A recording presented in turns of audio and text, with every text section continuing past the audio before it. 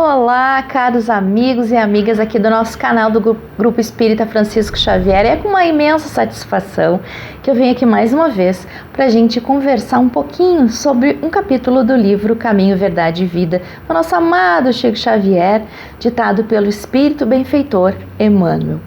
Então, hoje o nosso capítulo é o 35, para quem quiser nos acompanhar, com o título Semeadura. Então, Emmanuel separa este versículo bem curtinho, mas muito profundo. Mas, tendo sido semeado, cresce, disse Jesus. Marcos capítulo 4, versículo 32. É razoável que todos os homens procurem compreender a substância dos atos que praticam nas atividades diárias. Ainda que estejam obedecendo a certos regulamentos do mundo que os compelem a determinadas atitudes, é imprescindível examinar a qualidade de sua contribuição pessoal no mecanismo das circunstâncias. Porquanto é da lei de Deus que toda semeadura se desenvolva. O bem semeia a vida, o mal semeia a morte. O primeiro é um movimento evolutivo na escala ascensional para a divindade. O segundo é a estagnação. Muitos espíritos de corpo em corpo permanecem na Terra com as mesmas recapitulações durante milênios. A semeadura prejudicial condicionou-se à chamada morte no pecado. Atravessam os dias resgatando débitos escabrosos e caindo de novo pela renovação da sementeira indesejável. A existência deles constitui largo círculo vicioso, porque o mal os enraiza ao solo ardente e árido das paixões ingratas. Somente o bem pode conferir o galardão da liberdade suprema, representando a chave única suscetível de abrir as portas sagradas do infinito à alma ansiosa. Haja, pois, suficiente cuidado em nós, cada dia, porquanto o bem ou o mal, tendo sido semeados, crescerão junto de nós de conformidade com as leis que regem a vida. Bem, meus irmãos,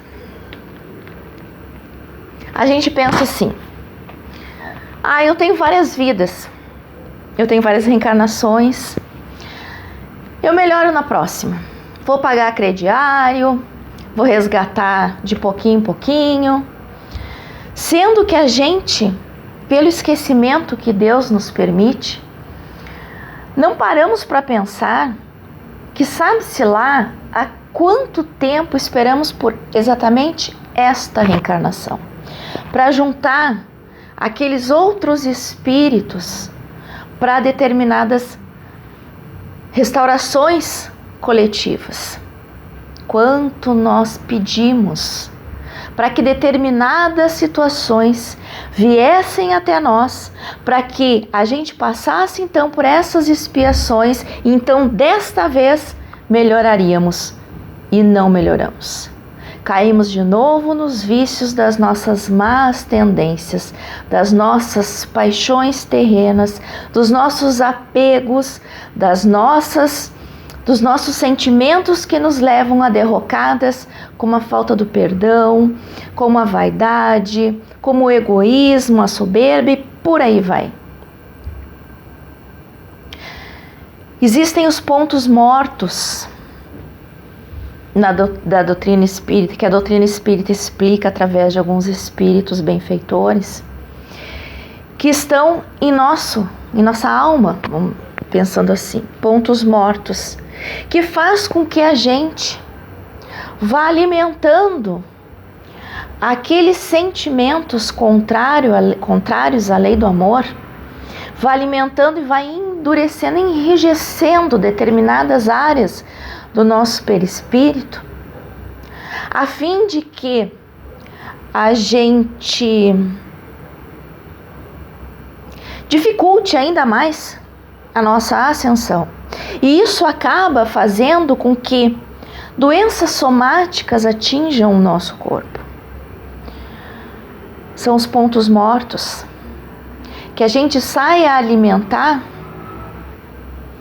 mas que antes pedimos a Deus, pedimos a Jesus, aos nossos amigos espirituais, que nos fornecessem as ferramentas necessárias para que a gente pudesse então dar o próximo passo e saísse daquela inércia, porque a gente sabe que não retroagimos, nós não regredimos espiritualmente, mas a gente pode estacionar durante muito tempo, séculos, milênios, se não modificarmos determinadas atitudes, convicções, pensamentos e sentimentos. Quantas vezes a gente perde oportunidades sublimes de fazer as pazes com aquele amigo, com aquele irmão, aquele espírito que está junto do nosso caminho, da nossa jornada. Jesus já dizia para a gente se reconciliar enquanto estivéssemos juntos. Perdemos de novo a oportunidade.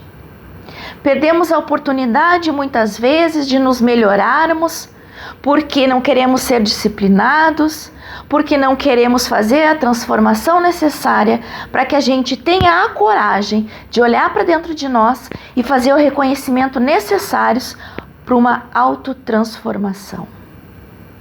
Ninguém precisa acordar um dia e dizer que é santo. Todo o processo é um andar um pé depois do outro.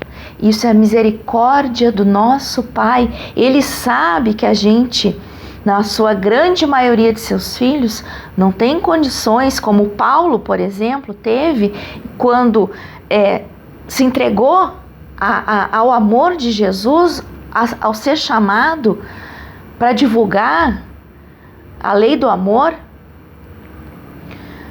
Para nós ainda isso é muito complicado.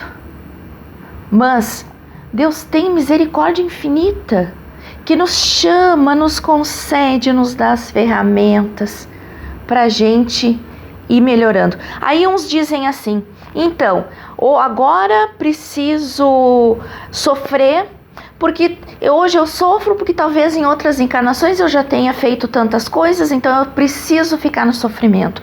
Deus é tão misericordioso que Ele nos fornece ainda ferramentas para a gente agir no bem e semear, então, sementes do bem, a fim de que, junto com aquelas sementes da morte, ou seja, daquela estagnação, que nasceram já com plantações que fizemos de forma errada em outras vidas, nessa vida, e que esse bem também possa nascer junto. Fico por aqui, meus irmãos. Até uma próxima.